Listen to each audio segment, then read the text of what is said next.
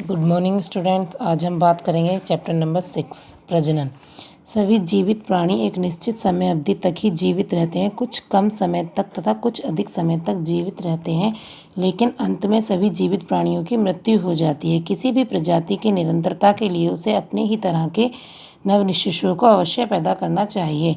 जीवों में अपने समान जीवों को जन्म देने की प्रक्रिया प्रजनन कहलाती है। प्रजनन की विधियाँ। प्रजनन की विधियों को दो वर्गों में विभाजित कर सकते हैं, अलैंगिक प्रजनन और लैंगिक प्रजनन। पौधों में अलैंगिक प्रजनन। पौधों में अलैंगिक प्रजनन निम्न विधियों द्वारा होता है। कोशिका द्विखंडन विधि और एक है मुकुलन विधि। इस प्रकार का प्रजनन करने वाले प्राणियों के शरीर पर एक उभरी हुई बल्ब जैसी संरचना बन जाती है, जिसे मुकुल कली कहा जाता है। पैतृक जीव का केंद्रक दो भागों में विभाजित हो जाता है, जिसमें से एक केंद्रक मुकुल में चला जाता है। जब मुकुल विकसित हो जाता है तो वह मूल शाखा से अलग हो जाती है। दूसरा है बीजाणु जनन। कुछ बैक्टीरिया तथा निम्न स्तर के जीव बीजाणुओं की रचना करते हैं। बीजाणु एक लघु एककोशीय प्रजनन इकाई होती है, जो एक कठोर मोटी सुरक्षात्मक परत से ढका होता है। विखंडन तथा प्रजनन। कुछ शैवालों में उनका लंबा फीतानुमा शरीर दो अथवा अधिक खंडों में विभाजित हो जाता है। यह क्रिया विखंडन कहलाती है। प्रत्येक खंड एक नए जीव में विकसित हो जाता है। इस प्रकार के प्रजनन के लिए पौधे प्रजनन में सक्षम होने चाहिए। अब है पौधों में कायिक प्रजनन अथवा कायिक प्रवर्धन। वह प्रक्रिया जिसमें प्रजनन अंगों की सहायता के बिना ही पौधे अपनी जड़ों, तनों या पत्तियों जैसे भागों से नए पौधे उत्पन्न करते हैं, कायिक प्रजनन कहलाते हैं। ये विधियां भी दो प्रकार से संपन्न किया जाता है, प्राकृतिक विधि तथा कृत्रिम विधि। प्राकृतिक विधियों द्वारा कायिक प्रजनन, इसकी डिटेल बहुत बड़ी है, तो इसलिए मैं सिर्फ छोटी छोटी मेन पॉइंट पढ़ रही हूँ। जिन बच्चों के पास बुक्स होंगी वो अपनी बुक्स में से पूरा चैप्टर रीड कर लेंगे। तनों द्वारा कायिक प्रवर्धन। कंद, प्रकंद, धनकंद, शल्ककंद, भूस्त्री तने, बिछर्पी तने। भूमि पर समांतर रूप में वृद्धि करने वाले बिछर्पी तने कहलाते हैं। पत्तियों द्वारा कायिक जनन। दूसरा है कृत्रिम विधियों द्वारा कायिक जनन। कृत्रिम विधियों द्वारा कायिक जनन, यह कर्तन लिखा है। किसी पौधे के तने का एक छोर जिस पत्ती कली होती है, कर्तन कहलाता है। कर्तन के लाभ हैं ये, जैसे दाव लगाना, कलम लगाना। कलम के लाभ। एनिकेशन जनन। इस विधि में पौधे के ऊपरी भाग से छोटा सा ऊतक भाग लेकर उसे संक्रमण रहित परिस्थिति में कृत्रिम पोषक अंतःस्रावण युक्त माध्यम में रखा जाता है। यह ऊतक एक अनियोजित अभिदित ऊतक समूह के रूप में विकास होता है, जिसे कैलस कहते हैं। कायिक प्रवर्धन के लाभ हैं ये। पशुओं में अलैंगिक प्रजनन। पशुओं में अलैंगिक प्रजनन निम्नलिखित विधियों द्वारा होता है। द्विखंडन विधि द्वारा।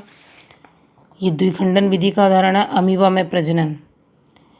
दूसरा है बहुखंडन द्वारा। तीसरा है मुकुलन द्वारा। ये मुकुलन द्वारा हाइड्रा में प्रजनन है। विखंडन तथा पुनर्जनन द्वारा। अब है पशुओं तथा पौधों में लैंगिक प्रजनन। अधिकतर पौधे तथा पशु लैंगिक प्रजनन विधि से प्रजनन करते हैं। पशुओं में लैंगिक प्रजनन। लैंगिक प्रजनन में दो जनक नर तथा मादा होते हैं। प्रत्येक जनक एक प्रजनात्मक कोशिका उत्पन्न करता है। नर शुक्राणु उत्पन्न करता है और मादा अंडा या डिंब। जब शुक्राणु तथा डिंब आपस में मिल जाते हैं तो एक नई कोशिका उत्पन्न होती है, जिसे युग्मनज कहा जाता है। ऐसे ये हैं पुष्पी पौधों में लैंगिक प्रजनन। इसमें पुंकेश्वर होता है, स्त्रीकेश्वर होता है। पुष्प में प्रजनन अंग। परागण। परागण की भी बहुत सारी विधियाँ होती हैं। परागण की दो विधियाँ होती हैं, स्वपरागण विधि और परपरागण विधि।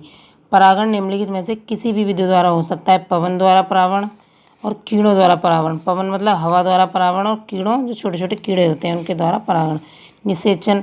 परागण के समय परागण एक फूल के प्रकोष्ठ में उसी या समान प्रजाति के अन्य फूल की वर्तिका पर स्थानांतरित हो जाते हैं। परागण के पश्चात परागण एक पराग नली बनाते हैं, जिसे पराग नलिका कहते हैं। यह नलिका वर्तिका से होते हुए बढ़कर अंडाशय में स्थित एक बीजांड तक पहुंचती है। परागनालिका बीजांड में एक सूक्ष्म छिद्र द्वारा प्रवेश करती है, जिसे बीजांड द्वार कहते हैं।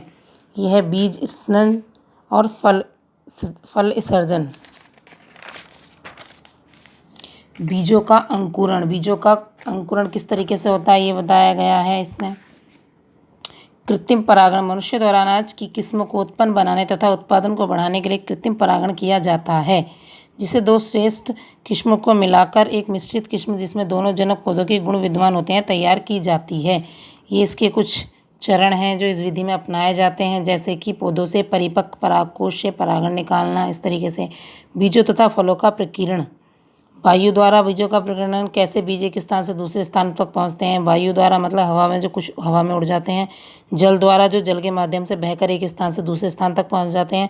पशुओं द्वारा, जैसे कि कोई बीज किसी पशु ने खाया, गाय भैंस ने, और कहीं जाकर फिर निकाल दिया तो वो पशुओं द्वारा पहुँच जाते हैं एक दूसरे से। ये चैप्टर काफ़ी बड़ा था, इसलिए मैंने थोड़ा थोड़ा समझा दिया है। जिसके पास बुक होगी वो पूरा चैप्टर रीड कर लेगा अपना, और इसके क्वेश्चन आंसर मैं आपको कल सेंड करूँगी। Thank you.